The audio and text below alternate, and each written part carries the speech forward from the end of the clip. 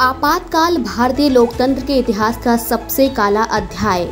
आज से ठीक 50 साल पहले 25 जून 1975 को तत्कालीन कांग्रेस सरकार ने ऐसा फैसला लिया जिसने पूरे भारत के लोकतांत्रिक ढांचे को हिलाकर रख दिया। प्रधानमंत्री इंदिरा गांधी ने आपातकाल की घोषणा कर देश के करोड़ों नागरिकों की अभिव्यक्ति की स्वतंत्रता, व्यक्तिगत आजादी और लोकतांत्रिक अधिकारों को एक झटके में छीन लिया था। उस दौर में पत्रकारों की कलम पर ताले जड़ दिए गए, अखबारों की छपाई रोक दी गई, विपक्षी नेताओं को जेलों में ठूंसा गया और आम जनता की आवाज दबा दी गई। कांग्रेस के इस काले इतिहास को भारत कभी नहीं भुला पाएगा।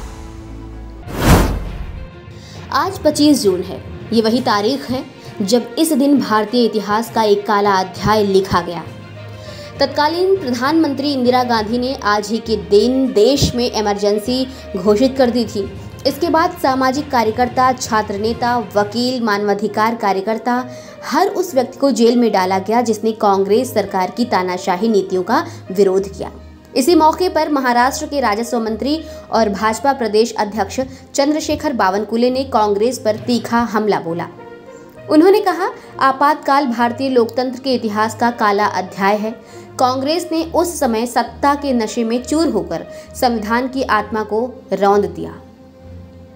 बावनकुले ने कहा कि महामानव डॉक्टर बाबा साहेब आम्बेडकर द्वारा रचित संविधान और हजारों स्वतंत्रता सेनानियों के बलिदान से मिली लोकतांत्रिक व्यवस्था को आम जनता ने टूटने नहीं दिया।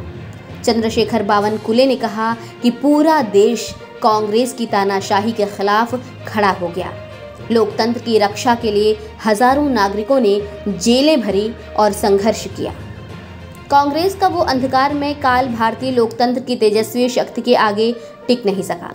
आपातकाल के उस काले दौर में लोकतंत्र की रक्षा के लिए संघर्ष करने वाले तमाम वीरों को आज पूरा देश नमन कर रहा है।